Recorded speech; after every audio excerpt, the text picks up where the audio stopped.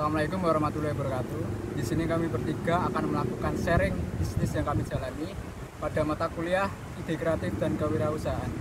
Ya, langsung saja. Di sini ada Mas Tristar dari CEO Becik Setitik Kopi, dan ada Mas Rian dari CEO Dasop, dan ada saya sendiri Ali Imron dari CEO Madu Jawa. Penasaran kan? Langsung saja check it out.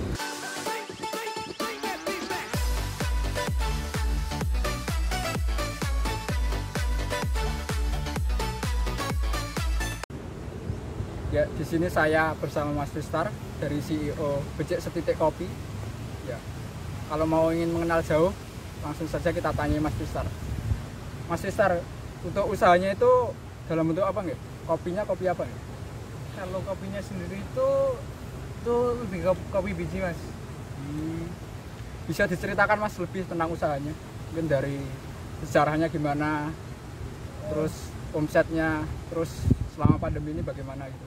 Mungkin untuk sejarahnya sendiri Mas, kenapa kok buka bisnis kopi Mas? Ya, jadi kalau dulu tuh kan saya cuma iseng-iseng aja. Selama ini cuma jadi penikmat kopi aja. Dan saya kan juga sering main-main. Kebetulan juga teman saya banyak yang punya kedai kopi dan saya sering mampir juga. Saya dari situ sedikit demi sedikit tuh belajar bagaimana tuh caranya nyeduh kopi yang baik dan bener tuh, supaya rasanya keluar maksimal. Nah, terus pada suatu ketika tuh kan dari komunitas kopi seperambanan itu kan ngadain event ya. Terus saya tanpa pengetahuan saya didaftarin sama teman saya. Terus saya ikut lomba itu kan tanpa diduga-duga saya juara 1 di situ seperambanan.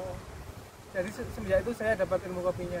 Semenjak ikut kontes kopi yang? Iya. Oh gitu.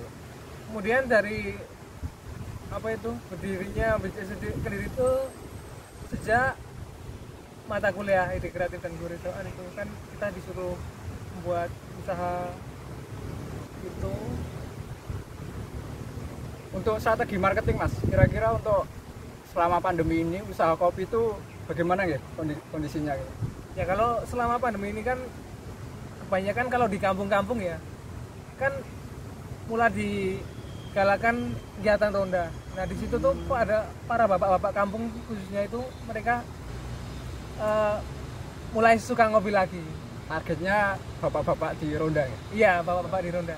Siap. Gitu. Terus untuk omset Mas, kira-kira sampai sejauh ini Mas, ini di bulan November ya? Iya, November. Kira-kira omsetnya sudah sampai mana ya? Berapa persen? Terus ini kan juga untuk kegiatan mata kuliah Ide Kewirausahaan juga ya Mas? Terus modalnya juga mungkin kira-kira alat, bahan, terus jenis kopi mungkin juga bisa, produknya apa aja? Baik, kalau gimana ya, omset sih sejauh ini kurang lebih sih ya udah 900-an ribu. Terus untuk misalnya bahan itu kan kalau dulu ya pada awal usaha dulu saya tuh kan di komunitas saja juga temen dari petani kopinya dulu tuh saya ambil kopi mentahnya dari petani, terus saya roasting atau saya gorengkan di roastery, kemudian saya kemasin, terus saya labelin. Tapi mulai akhir-akhir ini kan ya mungkin karena menurunnya penjualan, jadi saya mengubah metodenya. Jadi saya ngambilnya dari roastery udah kopi gorengan itu baru saya packing sendiri. Siap jadi ya? Siap jadi ya, tinggal jual. Berarti omset sudah melebihi batas ya? Ya kurang lebih sudah melebihi. Cukup laris ya? Ya laris, alhamdulillah. Kemudian untuk selama pandemi ini Mas, kira-kira ada tips atau strategi yang kedepannya dapat memajukan usaha atau bisnis yang Mas Tristar jalani ini? Kalau untuk usaha kopi ini, usaha kopi sih, atau mungkin ada hambatannya? Terus hambatan ya. Kalau usaha untuk memajukan sih ya karena teman-teman saya banyak ya di komunitas. Kan kopinya juga saya tawarkan di sana. Di sisi lain selain itu kan karena kegiatan ronda di kampung saya juga ramai juga, mereka juga mengambil kopi di saya. Kemudian untuk kendalanya sendiri sih Ya paling kan kalau kopi ya Ya. habis dari digoreng terus 14 hari belum laku kan itu rasanya udah beda. Nah itu saya otomatis harus apa itu nyetok lagi karena itu udah beda rasanya. Itu aja sih. Untuk jenis produknya mungkin Mas bisa dikasih tahu mungkin apa aja kopi yang diproduksi. Kayaknya untuk di sedikit kopi sendiri itu ada kopi robusta dan arabica. Untuk robustanya sendiri saya biasanya ngambil di Magelang dan Temanggung. Tapi untuk arabicanya kan karena di sini masih jarang ya. Saya tuh biasanya ngambil dari luar, misal dari mana itu, dari Aceh, kemudian luar Jawa ya? Ya luar Jawa kebanyakan, terus NTT. Itu biasanya saya belinya kopi yang masih mentah itu, yang masih green bean itu baru saya olah sendiri. Tuh, kan. Tapi kalau untuk arabica biasanya saya ngambil yang udah siap saji, masih bijian itu. Gitu Mas. Mungkin terakhir ya Mas, untuk kedepannya mungkin untuk bisnis yang Mas Wisar jalani ini ada mungkin masukan saran untuk beberapa teman yang lain mungkin untuk usaha kopi khususnya atau usaha lain mungkin di masa pandemi ini. Ya kalau untuk kopi sih gimana ya? Ya wes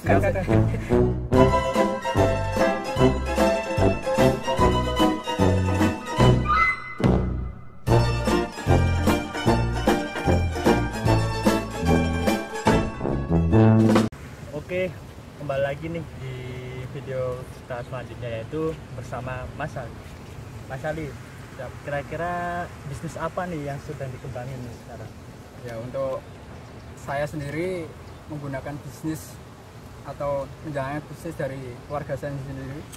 Saya ikut membantu dalam bisnis keluarga ini, yaitu produk madu. Ya. Namanya madu Jawa ya. Madu Jawa Ya. guys. Madu Jawa ini sudah berapa lama ya? Untuk bisnis keluarga ini sudah lama Mas. Oh, Mungkin sudah hampir 7 tahunan. sudah lama juga ya. Sudah lama. Berarti pelanggannya sudah banyak ya. Itu kira-kira kayak target pasarnya tuh di mana aja Mas? Untuk target pasar sendiri ya Mas, selain kalau dari kami sendiri itu sudah alhamdulillah supplier dari beberapa hotel di Solo dan Jogja juga. Untuk hotelnya sendiri di Jogja itu ada Hotel Marriott, Hotel Espark, Hotel Novotel, terus ada Hotel Ibis juga, Oh iya. dan ada beberapa hotel di Solo juga, Hotel Lorin, dan ada Hotel Sahid juga, Oh, dan beberapa hotel di Semarang juga Mas. Selain supplier di hotel, juga kami menjual produk ini di rumah sendiri, di daerah sekitar di Klaten dan di daerah saya sendiri. Ya. Oh, berarti ini sudah selain buka di rumah, berarti bisa di kayak anterin di hotel, di tempat-tempat umum gitu ya Mas ya? Iya Mas. Untuk hotel sendiri itu biasanya pesannya dalam bentuk paket nih Mas. Oh, iya. Berarti itu langsung sepakat, kira-kira biasanya contohnya berapa produk Mas? Dalam Biasanya satu paket? kalau hotel itu biasanya vegan, kalau nggak botol Mas. Oh, Iya. berarti kalau misal katakanlah harga tiap produknya itu berapa Mas? Bisa disebutkan Mas? Oh ya, ini yang saya bawa yang kecil sama yang madu sarang ya. Iya. Kalau yang madu yang biasa buat untuk supplier hotel itu seperti sekitar sebesar botol marjan ya. Oh, tahu ya. Besar itu. Berarti banyak varian, terus harganya juga cukup terjangkau Mas ya. Iya Mas. Untuk yang sebesar botol marjan itu sekitar 75.000. 75.000, Untuk yang ini 30.000. 30.000. Terus untuk yang madu sarang sendiri karena masih menyatu dengan sarangnya dan masih asli ya, masih alami. itu 150. Oh, Ya. cukup terjangkau guys. Jadi bisa didengarkan tadi ya, harganya cukup terjangkau, bisa ya sesuai kantong kita lah. Oke Mas, selanjutnya ini untuk kan jual di rumah, terus ke tempat-tempat umum juga, hotel dan sebagainya, itu kalau dari segi omset tuh kira-kira sudah pasti apa ya, melampaui target ya mungkin? Oh ya, untuk berhubungan dengan omset kewirausahaan ya Mas, alhamdulillah sudah mencapai omset juga. Namun untuk saya mengukurnya dari awal dari awal sejak mata kuliah kewirausahaan. Oh, 100 meter ini ya Mas ya? Ya, itu alhamdulillah sudah sampai pertengahan bulan November ini alhamdulillah sudah mencapai omset yang Oh ya, kan itu ya, lupa tadi mau nanya. Kan pandemi ini ya Mas ya, kan ada kalanya usaha turun, terus kayak sepi gitu kan. Itu cara ngatasinya gimana sih Mas? Kayak langkahnya itu biar bisa jalan terus kayak gitu. untuk kami sendiri alhamdulillah untuk yang saya tadi bilang ya Mas. Ya. Kalau corona ini stabil nggak stabil Mas. Oh, Ya, soalnya lebih itu Mas. Kayak peminatnya juga banyak tapi Banyak. juga menurun juga. oh tapi berdampak juga ya. Berarti Untuk strateginya mungkin dari kami tetap menjaga kualitas sama konsistensi untuk pelanggannya Mas. berarti rasa, kualitas produk sama pengolahnya itu tetap terjaga gitu aja. Iya Mas. Nah, berarti nggak usah direkod lagi guys. Silakan beli madunya. Mungkin kita bisa tes dulu Mas. Oh, Untuk boleh madu nih. sarangnya ini bisa ditesti. Dikit ya Mas ya. Ya. Enak, Ini guys. bisa juga rasanya Mas. Monggo.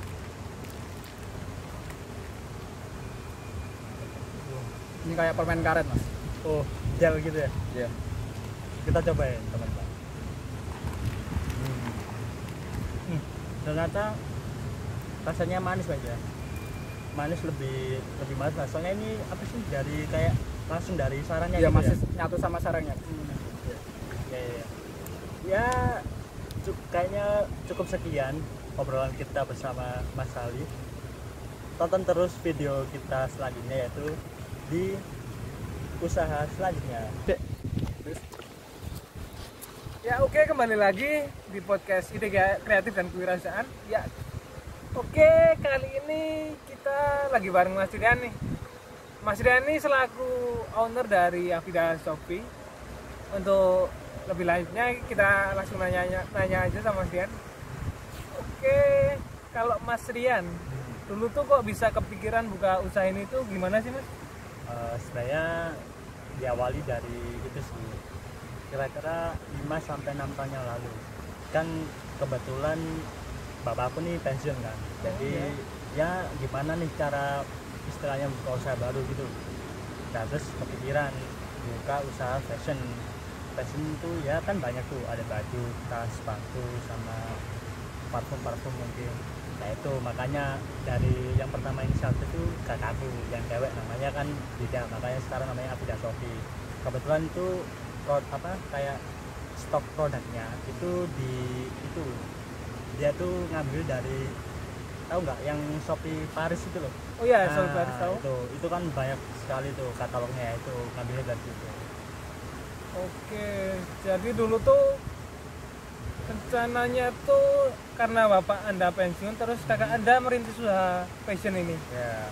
Oh, sekarang ini untuk target pasarnya itu siapa aja Mas? Nah, yang pasti kalau ngomong target pasar ya itu pertama ya jelas teman-temannya kakakku sih. Terus ya dari satu keluarga ini tuh saling support gitu loh. Ada yang bantu nyebarin lewat teman-teman, terus ada yang bantu marketing, terus ada yang bantu packing, terus sama tuker voucher kayak gitu, terus sama itu kirim barang kemana gitu. Itu selain bagi tugas lah kayak gitu. Oh, Makanya kalau misal targetnya tuh ya selain teman-teman kita dari tiap keluarga yang punya, itu sama di sosmed kayak itu, dari Shopee, WhatsApp, Facebook, sama Instagram. Tapi untuk Instagram tuh sekarang agak berhenti gitu loh, soalnya lebih laku di Facebook soalnya kayak gitu. Oh, kayak gitu. Jadi tiap anggota keluarga itu saling membantu dalam memasarkan produknya gitu ya Mas? Nah, iya, Oh, kayak jadi gitu. untuk saat ini nih Mas, untuk target dari omsetnya itu udah melampaui apa belum Mas? Wah, kalau ngomongin omset nih sebenarnya rahasia dapur masing-masing ya, tapi alhamdulillah sih untuk kebutuhan makan sehari-hari itu alhamdulillah terpenuhi sih ya, yang pasti insya Allah ngelampaui target lah. Oke, berarti udah clear ya ini untuk Alhamdulillah. omsetnya udah clear, udah beres. Nah, ini kan usahanya udah lama ya Mas, hampir 7 tahun ya tadi. Mau 7 tahun. Mau 7 tahun ya. Ya kira-kira selama 7 tahun itu nih kendala atau hambatan yang dialami itu apa aja Mas? kendala ya yang pasti ngomongin kendala itu dari sisi pelanggan sih. Terkadang tuh pelanggan tuh terlebih dahulu banding harga gitu loh. Oh, bandingin kalau di sini segini, masa di sini segini. Kayak gitu. Terus komplain kayak misal barangnya lama nyampe nya, kalau misal yang beli jauh kayak gitu. Soalnya kan dari kita kan juga ada kayak ongkirnya tuh bisa kita yang nanggung atau mereka yang nanggung. Kalau misal dari kita tuh biasanya reguler sih ya, berarti relatif lama lah. Kalau misal dari sana kan mereka bisa milih gitu. Iya, yang ekspres itu ya. Kayak gitu. Oke, ya mungkin nih Mas Rian kan usahanya di bidang fashion ini ya bisa dikatakan udah berjalan lah, udah sukses lah. Nah, kira-kira ada saran atau masukan buat teman-teman yang lain nggak nih ya, buat yang lagi memulai usaha? Ya usaha ya pertama sih itu sih, kalau misal jangan pikir modal dulu, yang penting mau aja, mulai aja dulu gitu. Berapapun modalnya, terus berapapun lihat misalnya sebesar apapun tuh pasti ada jalan gitu. Oke. Yang pasti partner juga perlu sih kayak gitu. Saling support ya, Mas. Ya, yang penting support. casual ya. Ya, itu dia tadi cerita kesuksesan dari usaha fashion Afida Shopee dari Mas Rian Hamdani. Terima kasih atas waktunya dan ceritanya. Semoga dapat bermanfaat untuk kita semua. Amin ya Allah. Oke. Ya, itulah cerita bisnis dari kami bertiga. Terima kasih atas perhatiannya. Kalau ada pertanyaan lain bisa ditulis di kolom komentar. Ya, kami undur diri. Terima kasih. Wassalamualaikum warahmatullahi wabarakatuh. Pecah dulu.